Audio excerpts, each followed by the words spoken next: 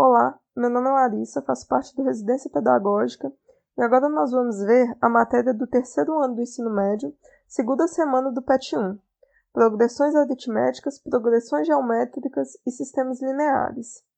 Começando por progressões aritméticas, a gente tem que a definição de uma PA, como a gente costuma chamar, é exatamente uma sequência de números onde a diferença entre dois termos consecutivos é sempre a mesma. A gente chama essa diferença de razão da PA. Sendo assim, todo termo ele é resultante da soma da razão com o termo anterior. Por exemplo, se eu pegar aqui como razão o número 7 e começar a minha sequência por 2, por exemplo, pelo número 2, eu vou obter meus outros termos somando o número 7. 2 mais 7, 9. 9 mais 7, 16. 16 mais 7, 23.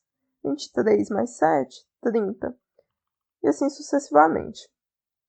E a gente pode classificar essas progressões da seguinte maneira. Ela pode ser constante, crescente ou decrescente. Quando ela é constante, a minha razão é igual a zero. Então, supondo que ela começasse por 3, 3 mais 0, 3. 3 mais 0, 3. E assim, sucessivamente, ela teria todos os termos iguais a 3, e ela é constante. Ela é crescente quando a minha razão é maior que zero, como o exemplo que eu dei aqui, que a minha razão é igual a 7. Ela é decrescente quando a minha razão é menor que zero.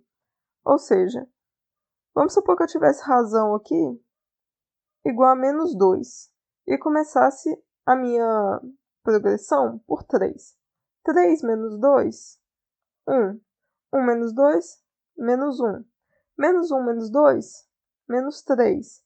Menos 3 menos 2, menos 5. E continua assim.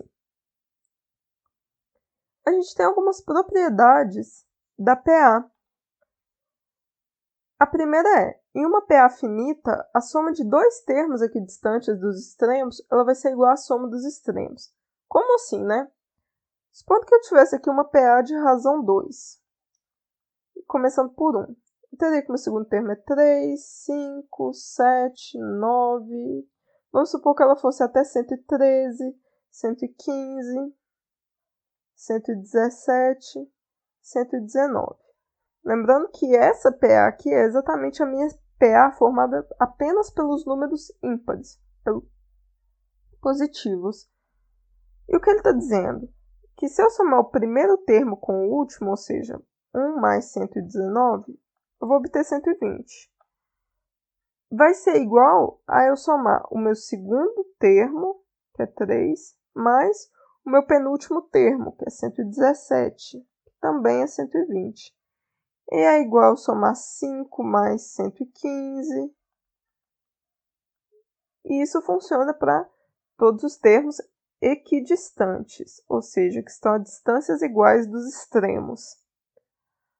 A minha segunda propriedade é que se eu pegar três termos consecutivos de uma PA, o meu termo central, o termo do meio, ele vai ser igual à média aritmética dos três termos. Supondo que eu pegue aqui 5, 7 e 9. Vamos tirar a média desses três números. 5 mais 7 mais 9 dividido por 3. 5 mais 7, 12. Mais 9, 21. Dividido por 3 é igual a 7, que é exatamente o meu termo do meio. E a minha terceira propriedade é que em uma PA finita com número de termos ímpar, o meu termo central é a média aritmética de todos os termos. Supondo que eu pegue aqui a PA de razão 4. 2, 6, 10, 14, 18, 22, 26, 30, 34. Essa PA tem 9 termos e o meu termo central é o 18. Se eu tirar a média, ou seja, fizer 2 mais 6 mais 10 mais 14 mais 18 mais 22 mais 26 mais 30 mais 34 dividido por 9, eu vou encontrar exatamente 162 dividido por 9. E isso é igual a 18, que é exatamente o meu termo central. E isso só funciona para PA com número de termos ímpares. Agora a fórmula do meu termo geral. Eu tenho que a razão de uma PA ela é calculada da seguinte forma. Eu pego o meu termo posterior e subtraio pelo meu termo anterior. A2 menos A1, A3 menos A2 e mais genericamente AN menos AN menos 1. A fórmula do meu termo geral vai ser AN igual a 1 mais N menos 1 vezes R. Essa fórmula ela serve exatamente para me encontrar um termo específico dentro da minha PA.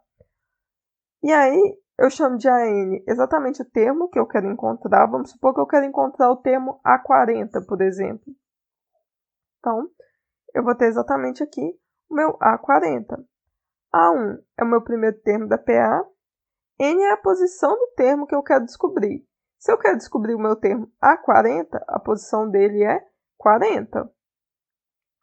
E o R é a minha razão que a gente viu acima como calcula.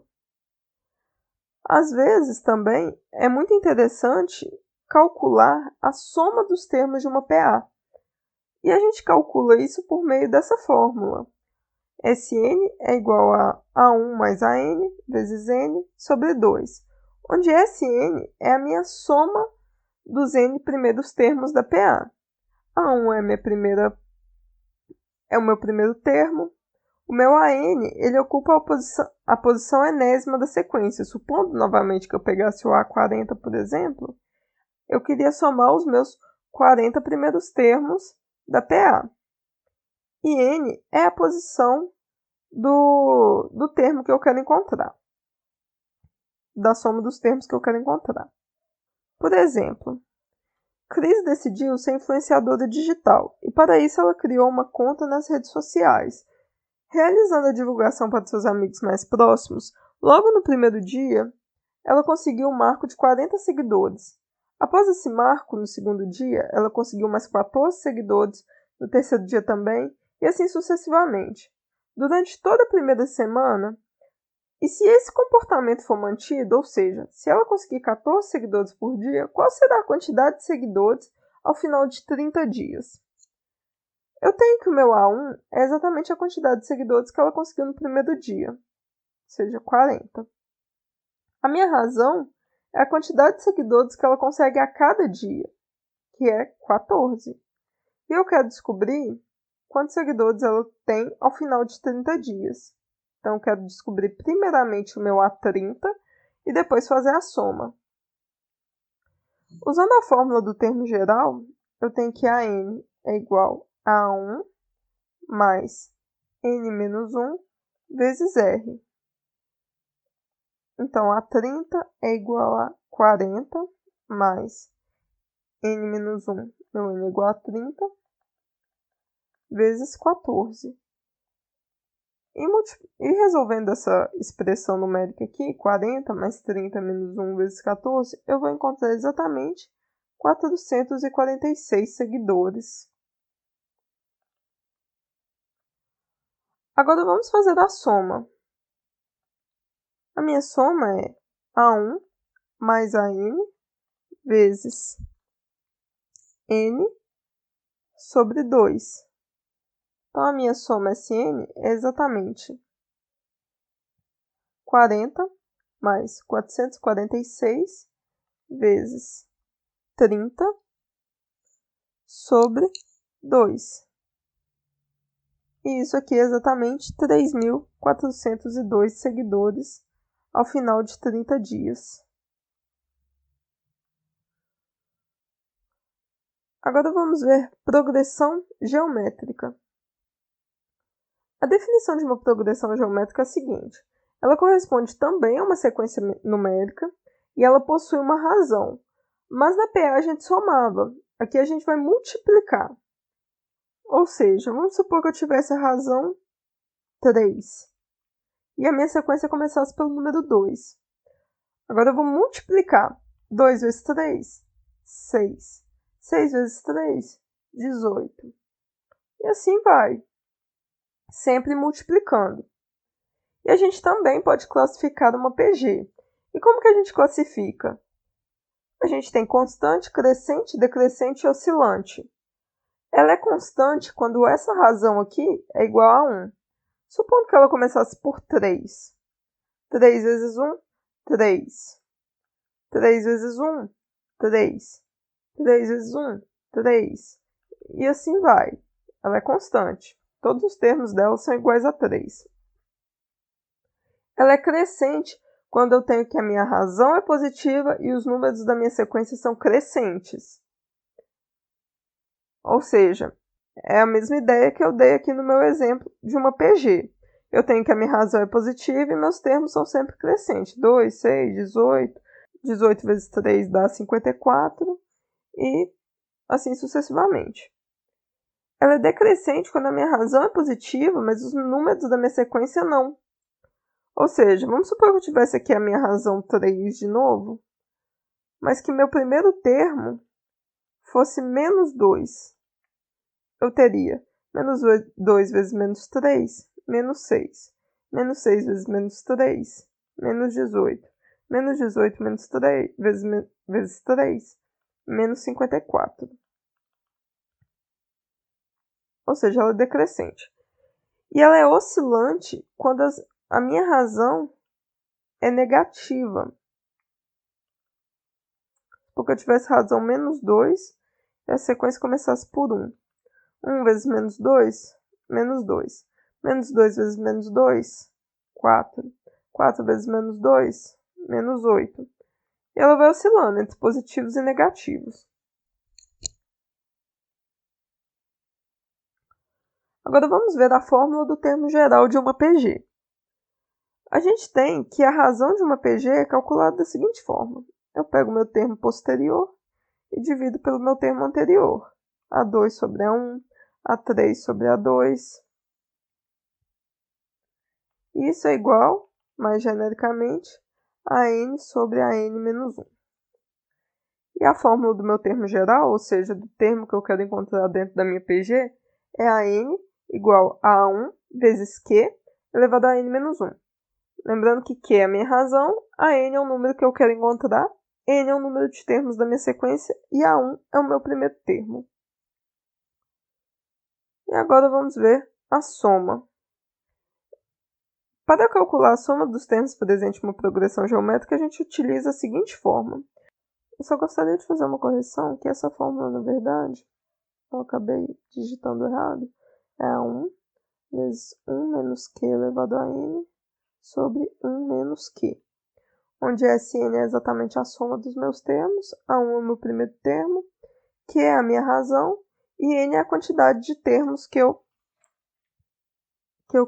tenho na minha soma.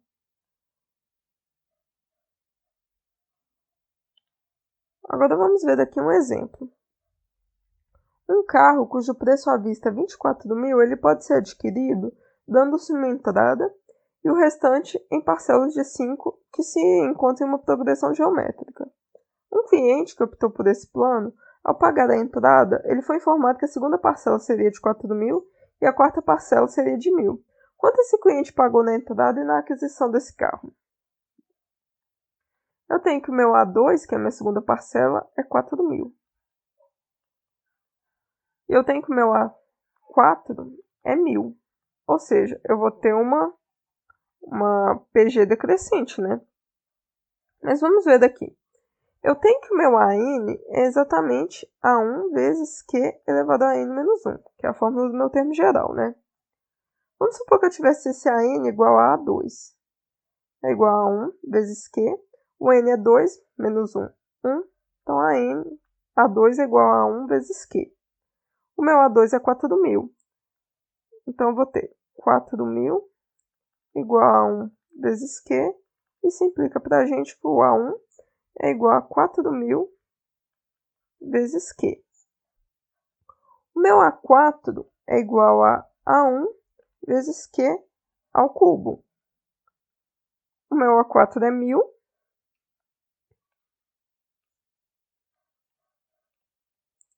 O meu A1 é 4 mil sobre Q vezes Q ao cubo. Então, 1.000 sobre 4.000 é igual a Q ao cubo sobre Q. E a gente tem, resolvendo essa conta, que Q é igual a meio. Então, a nossa razão é meio. Então, vamos ver, o nosso A2 é 4.000. Logo, o nosso A1 a gente viu que é 4.000 sobre Q. 4.000 sobre meio é igual a 8.000.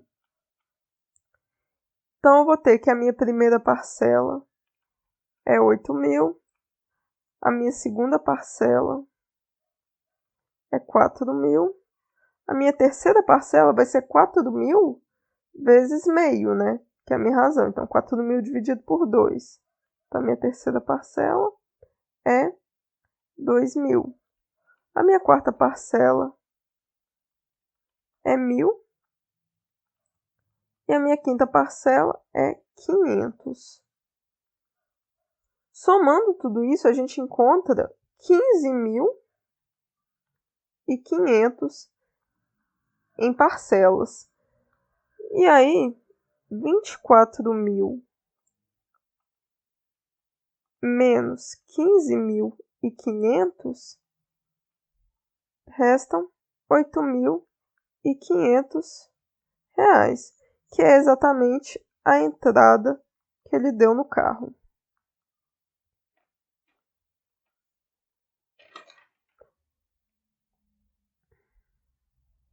O meu segundo exemplo é o seguinte. Uma fábrica de chocolates inaugurada em 2010 produziu 1.000 ovos de Páscoa nesse mesmo ano. Considerando que sua produção aumentou em 50% a cada ano, em 2015, o dono da fábrica poderá dizer que em toda a história da fábrica foram produzidos quantos ovos? Bom, primeiro de tudo, a gente tem que que em 2011, por exemplo, ele produziu 1.000 mais 50%. 50% de 1.000 é 0,5 vezes 1.000. E isso aqui é exatamente 1.500. Então, em 2011, ele produziu 1.500 ovos. Então, eu vou ter que o meu A1 é 1.000, o meu A2 é 1.500. Logo, a minha razão é A2 sobre A1. Isso é igual a 1.500 sobre 1.000. Isso é igual a 1,5. Bom, então, agora basta a gente calcular a soma, né? A minha soma SN é igual a A1 vezes 1 menos Q elevado a N sobre 1 menos Q. Eu tenho os seguintes anos: 2010, 2011, 2012, 2013, 2014, 2015. São exatamente 6 anos, né? Então, eu vou ter S6 é igual a 1, que é 1.000, vezes 1 menos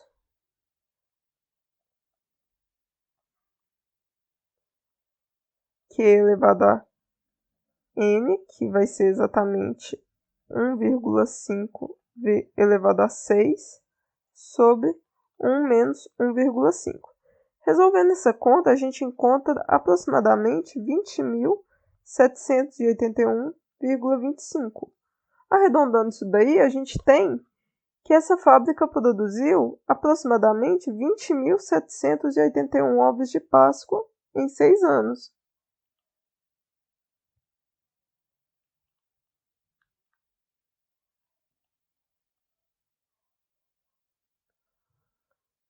Agora a gente vai ver uma revisão sobre sistemas lineares.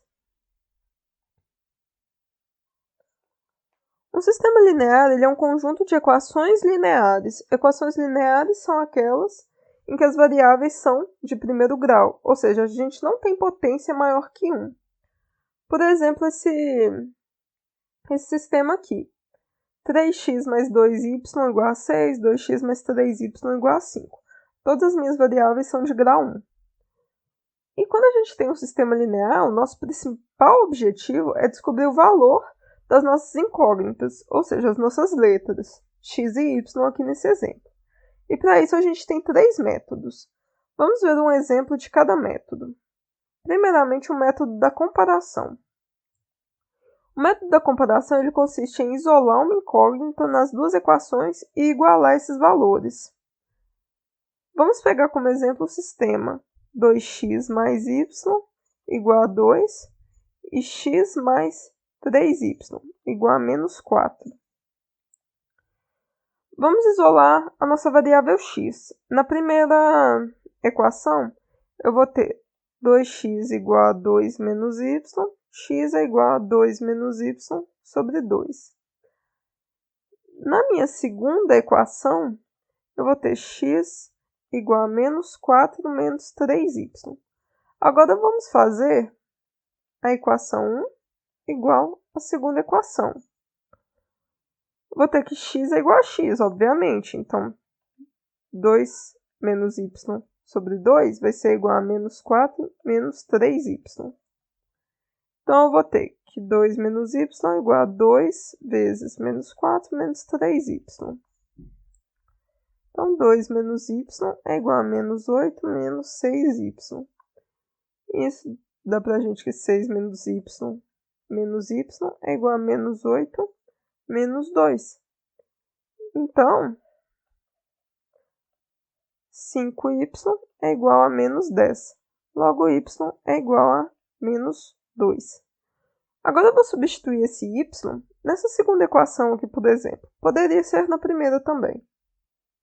Eu vou ter que x é igual a menos 4 menos 3 vezes y, mas o meu y é igual a menos 2. Então, eu vou ter x é igual a menos 4 menos 3 vezes menos 2, mais 6. Então, o meu x vai ser igual a 6 menos 4, 2. Então, pelo método da comparação, nós descobrimos o valor de x e y. Agora, vamos ver o método da adição. Esse método ele consiste em realizar a multiplicação de todos os termos de uma das equações, de tal modo que, ao somar essas duas equações, um de seus coeficientes seja igual a zero. Vamos pegar aqui, por exemplo, o sistema 5x menos 4y igual a menos 5. E o sistema x mais 2y igual a 13. Eu tenho aqui 4y e 2y. Se eu multiplicar essa segunda equação por 2, eu vou ter menos 4y mais 2 mais 4y. Então, eu vou multiplicar aqui por 2. Eu vou obter o sistema. A minha primeira equação fica igual, 5x menos 4y igual a menos 5.